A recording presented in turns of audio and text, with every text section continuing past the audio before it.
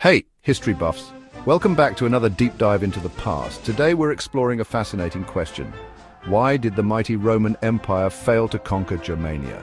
First things first, let's set the stage. The Roman Empire at its peak was an unstoppable force. They controlled vast territories from the British Isles all the way to the sands of Egypt. But Germania, that wild land to the north, remained a thorn in Rome's side.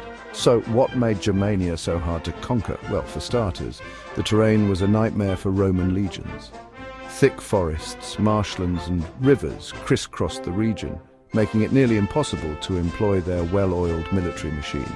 Their roads, which were crucial for troop movement and supply lines, couldn't be easily built in such unforgiving landscapes. Then there were the Germanic tribes themselves. Unlike the centralized states Rome was used to dealing with, the Germanic tribes were a collection of fiercely independent groups. They had no single leader, no capital to capture.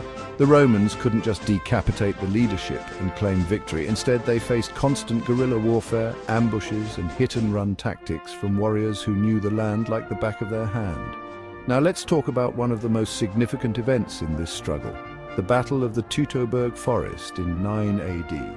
A Roman general named Varus led 3 legions deep into Germania, only to be ambushed and annihilated by a coalition of Germanic tribes led by Arminius, a chieftain who had once served in the Roman army.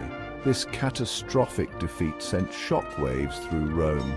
They lost around 20,000 soldiers in a single encounter, a blow from which their ambitions in Germania never fully recovered. But it wasn't just the military defeats. The Roman economy played a part too.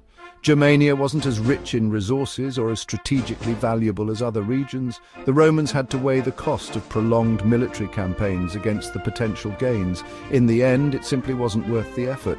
Lastly, internal politics and other pressing issues diverted Rome's attention.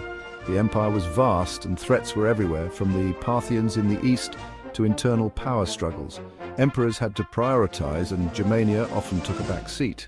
So there you have it, a combination of harsh terrain, formidable enemies, economic considerations and internal distractions kept Rome from adding Germania to its empire. The lands beyond the Rhine remained unconquered, a testament to the limits of even the greatest empire of its time. If you enjoyed this dive into Roman history, don't forget to like, subscribe and hit that notification bell for more historical insights.